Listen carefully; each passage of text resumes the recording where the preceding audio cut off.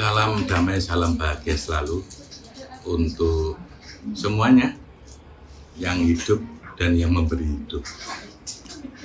Hari ini ketemu lagi dengan Cak Don. Kita lanjutkan. Yang jelas gak perlu saya terangkan lagi Cak Don itu siapa ya. Diterangkan lagi gak apa-apa ya. Tukang membaca pengalaman rohani teman. Dan ini kita melanjutkan tentang konsep cabang dari RIM, yaitu konsep perancang peperangan. Ternyata isinya tidak seperti yang kita bayangkan. Dan kemarin ketika Maha mengawasi untuk mengonsep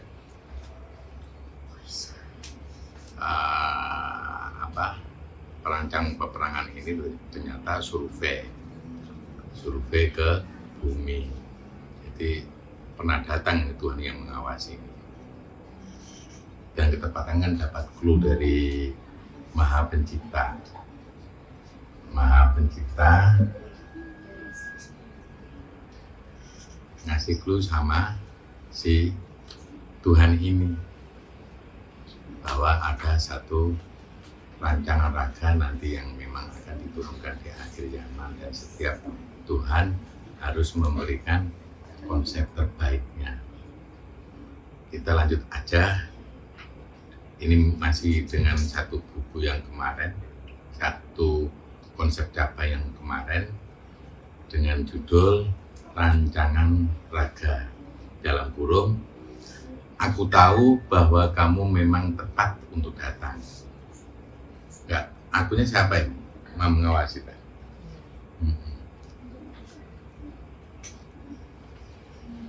Ternyata telah banyak Tuhan yang mengetahui berita tentang rancangan raga. Jadi rancangan raga ini sudah disebarkan oleh Maha Pencipta. Makanya akhirnya banyak Tuhan yang tahu, dan ketika mendapatkan berita harus memberikan hadiah atau memberikan sebuah konsep kepada rancangan raga tersebut, sehingga banyak Tuhan mengetahui tentang berita adanya rancangan raga. Tapi aku tidak terlalu terfokus dengan apa pendapat Tuhan tentang rancangan raga kala itu. Jadi si Maha mengawasi ini tidak terlalu fokus pada waktu itu tentang keberadaan rancangan raga. Saat rancangan raga datang, yang ada pada benakku adalah bumi. Aku datang karena aku masih mengawasi bumi. Sehingga dia, dalam kurung rancangan raga, datang, aku berjumpa dengannya. Dan aku menunjukkan powerku, yang ku jadikan sebagai power peredam bumi tersebut. Aku tunjukkan padanya, siapa? Rancangan raga. Aku menceritakan tentang rasaku melalui power itu. Setelah aku berikan kepada rancangan raga, ternyata pada rancangan raga mengubahnya. Justru energi peredam tersebut nampak menjadi energi kegaduhan. Bahkan sesaat kulihat energi di dalamnya nampak berperang. Energi apa yang sedang berkolaborasi kala itu? Aku pun tidak tahu. Jadi energi itu harusnya kan peredam, dimasukkan ke rancangan raga, ternyata terjadi peperangan di dalamnya. Ku awasi powerku, rancangan raga mengambil powerku dan terdapat bagian diriku yang diperjalankan masuk ke dalam tubuh rancangan raga. Kemudian rasanya aku dimasukkan ke dalam powerku sendiri. Di sana aku merasa berada di bumi. Aku seakan-akan dapat menyelesaikan segala persoalan peperangan di bumi itu. Namun aku tidak berbuat apa-apa. Tetapi rasanya peperangan yang dikhawatirkan oleh bumi mereda. Kemudian aku tidak tahu apa yang terjadi. Oh ya, ada tambahan lagi. Bahwa power peredamku saat berada pada rancangan raga, powerku bukanlah power yang diam. Akan tetapi, dia selalu bergerak mengelilingi jalan yang telah ada pada rancangan raga. Aku masih penasaran, jadi apakah powerku itu? Setelah aku kembali dari rancangan raga, aku telah ditunggu oleh Jibril dan Mikael. Jibril dan Mikael yang kemarin di konten yang lalu, yang mengawal dan yang memberitahu bagaimana bumi, keadaan bumi itu ya dari Jibril dan Mikael kepada si Tuhan mengawasi ini. Mereka mengatakan kepadaku bahwa aku mendapat kabar dari bumi melalui sebuah surat untuk Tuhan mengawasi. Pada surat itu bumi menjelaskan bahwa Tuhan mengawasi diminta oleh bumi menjadi Tuhan yang merancang tentang sebuah peperangan. Aku sangat kaget dan tidak dapat menerima apa yang menjadi permintaan bumi. Sesegera mungkin aku kembali kepada rancangan raga. Aku kabarkan kepadanya tentang surat yang terkirimkan kepadaku. Aku tidak ingin menerimanya. Kemudian rancangan raga memberi jawaban kepadaku agar disampaikanlah jawaban itu kepada bumi. Bahwa aku akan turun melalui konsep yang diminta oleh bumi tersebut. Bumi yang mempunyai permintaan demikian bersamaan dengan masuknya konsepku ke dalam rancangan raga. Rancangan raga juga mengatakan kepadaku,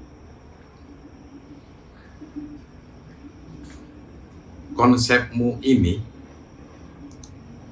akan kembali kepadamu dan bekerjalah bersamaku untuk merancang dan mengkonsep sebuah peperangan. Konsep itu adalah konsep untuk meredakan peperangan. Akhirnya, semenjak saat itu, aku tidak hanya mengawasi bumi saja, namun aku juga akan mengawasi rancangan raga untuk melakukan bersama-sama tentang permintaan bumi tersebut. Apa permintaan bumi? Disuruh mengonsep peperangan. Entah apa yang akan terjadi pada akhirnya. Halaman selanjutnya. Aku maha mengawasi dan aku bersama dengan rancangan raga. Segala peperangan yang terjadi di bumi, aku akan mengawasi.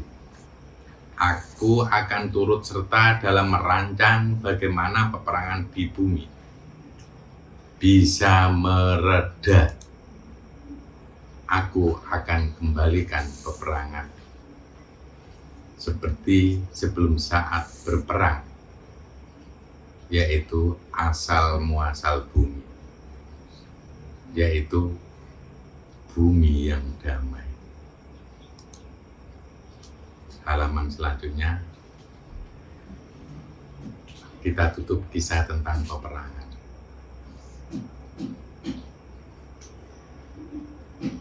Memang harapannya konsep ini memang bukan konsep untuk merancang peperangan menjadi dahsyat.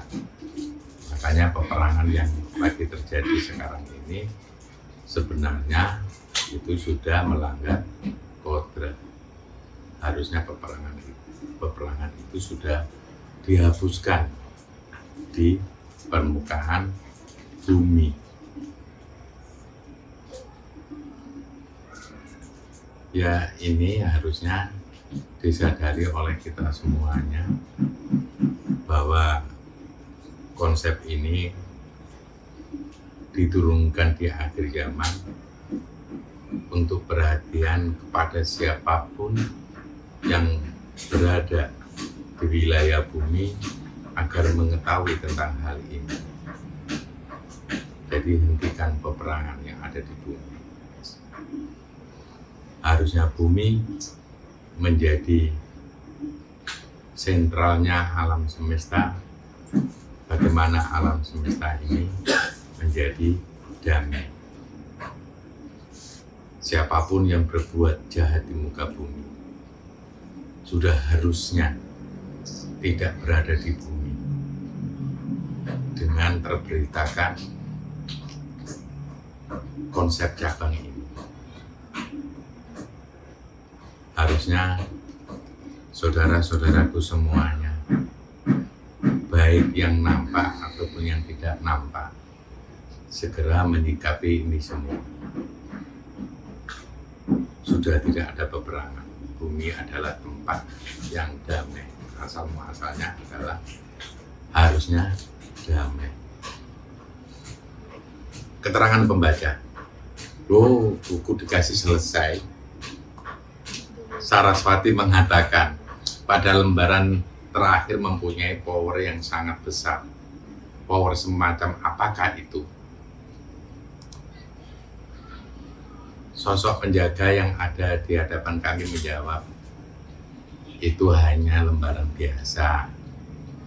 Tetapi pada lembaran terakhir adalah tulisan yang seringkali terdengar oleh Tuhan mengawasi saat dia melakukan perjalanan di bumi. Buku kemudian dikembalikan oleh PLP. PLP mengatakan, ya ini file untuk kita. Kita akan berkoordinasi juga dengan Tuhan mengawasi. Setelah itu mereka berdua meninggalkan kapal.